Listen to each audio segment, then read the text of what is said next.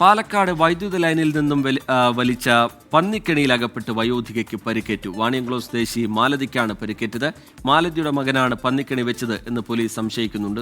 ശ്രീകുമാരൻ വിവരങ്ങളുമായി ചേരുന്നുണ്ട് പാലക്കാട്ട് നിന്ന്. ആദ്യം ഇവരുടെ ആരോഗ്യനിലയുമായി ബന്ധപ്പെട്ടുള്ള വിവരങ്ങൾ എങ്ങനെയാണ്?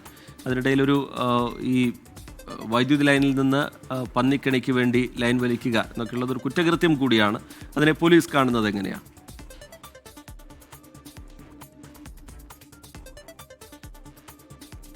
ശ്രീകുമാരൻ വിവരങ്ങളുമായി ചേരുന്നുണ്ട്. ഈ പരിക്കേറ്റ വയോധികയുടെ ആരോഗ്യനില സംബന്ധിച്ച് ലഭ്യമാകുന്ന വിവരങ്ങൾ എങ്ങനെയാണ്?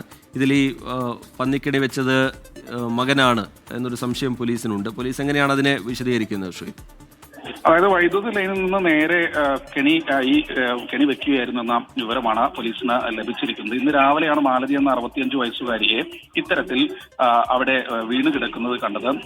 രാവിലെ പാൽ കൊടുക്കാൻ പാൽ വിൽപ്പന നടത്താൻ പോയ മറ്റൊരു യുവതിയാണ് ഈ 65-കാരി മാലതി കിടക്കുന്നത് കണ്ടത്. ഉടൻ തന്നെ നാട്ടുകാരെ വിവരം അറിയിച്ചു. കൈക്കാണ് ഷോക്കേറ്റതെന്നാണ് മനസ്സിലാക്കുന്നത്. പക്ഷേ ആ ശരീരത്തിൽ ആകമാനം ഷോക്കിന്റെ ആഘാതം ഉണ്ടായിട്ടുണ്ട്.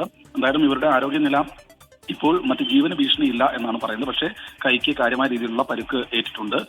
എന്തായാലും ഈ മകനെ കേന്ദ്രീകരിച്ചുള്ള ഒരു അന്വേഷണം, ഈ മേഖലയിൽ പന്നിശല്യം വ്യാപകമാണ്, കൃഷിനാശമടക്കം വരുത്തുന്നുണ്ട്. പക്ഷേ മകനെ കേന്ദ്രീകരിച്ചുള്ള ഒരു അന്വേഷണം പോലീസ് നടത്തുന്നുണ്ട്. ഇക്കാര്യത്തെക്കുറിച്ചൊരു സ്ഥിരീകരണം എന്നാലും ഒറ്റപ്പാലം പോലീസ് നൽകുന്നില്ല. ഇവരുടെ ആരോഗ്യനില, ജീവന് മറ്റു കുഴപ്പങ്ങളൊന്നുമില്ല എന്നുള്ള ആശ്വാസം മാത്രമാണ് ഉള്ളത്. ശ്രീകുമാരൻ പാലക്കാട്ട് നിന്ന് വിവരങ്ങൾ നൽകുകയായിരുന്നു.